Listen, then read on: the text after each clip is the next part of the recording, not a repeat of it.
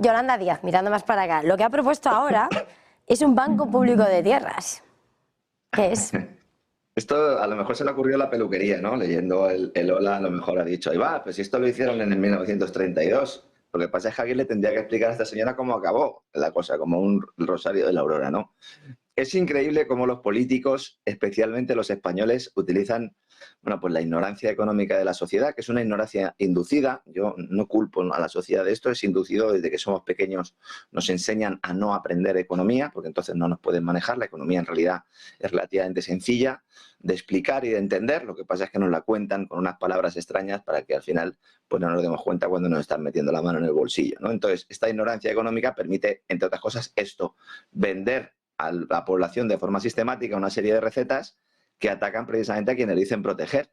Y el máximo exponente es Yolanda Díaz, vicepresidenta tercera, ministra de Trabajo, referente de esta izquierda pija que no ha ido al campo en su vida, pero que se atreve a dar recetas y a proponer reformas que solo generan problemas en lugar de solucionarlos. Y ahora se saca de la manga la idea de crear un banco público de tierras, recuperando, como digo, esa vieja reforma agraria del 32, que motivó un enfrentamiento a sangre y fuego en las filas republicanas, porque lejos de promover la igualdad, los derechos y las oportunidades de los agricultores y ganaderos, es un ataque directo al fruto de su trabajo. Hay una, en Tierra y Libertad, la película de Ken Loach, hay una escena muy bonita que yo además recomiendo a todo el mundo que vea en estos tiempos, ¿no? Cuando llega un momento en el que ya, pues en medio de la guerra civil, pues consiguen, bueno, en medio de la guerra civil, no, cuando ya han logrado tener el acceso, las fuerzas de la izquierda han logrado tener acceso a un pueblo, se intentan poner todos de acuerdo a ver cómo gestionar la tierra. Entonces, claro, los anarquistas querían una cosa, los socialistas querían otra y los comunistas otra, y al final acaban prácticamente a tiros, ¿no?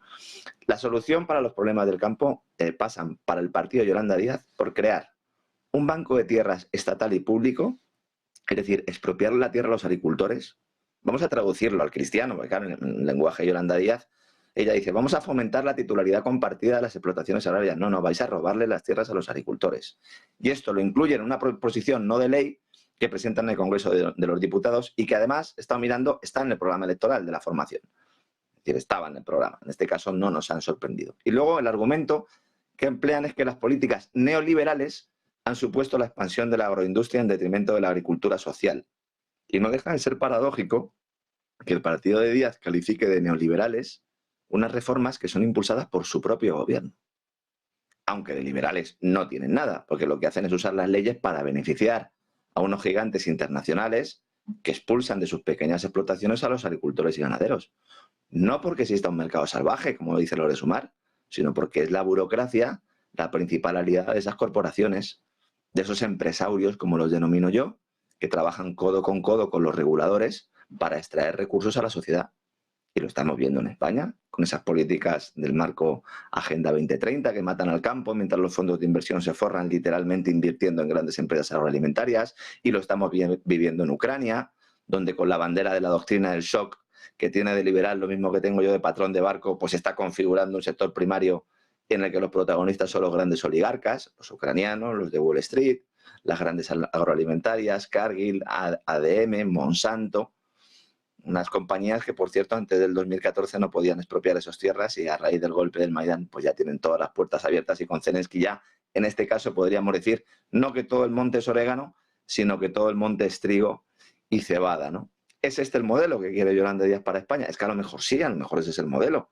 Destruir las pequeñas explotaciones con regulaciones a medida para garantizar esa titularidad pública. ¿Es eso lo que persigue cuando sube el salario mínimo interprofesional? Que obliga a muchas pequeñas explotaciones a cerrar porque no pueden pagar a unos trabajadores cuyos sueldos superan con creces la productividad. Quiere un modelo similar al de la vivienda de protección oficial, que al final acaban esas viviendas siendo gestionadas por unos fondos de inversión que compran a precio de derribo y luego lo ponen en el mercado a precios desorbitados. Despertemos ya. Estos tipos son los más peligrosos, porque demonizan al mercado y aseguran proteger a los de abajo mientras venden al país a precio de saldo a los de arriba. Y encima dicen que son muy sociales y que son muy inclusivos y que son muy resilientes. Los resilientes somos nosotros que les aguantamos, Eva. Nosotros sí que somos resilientes.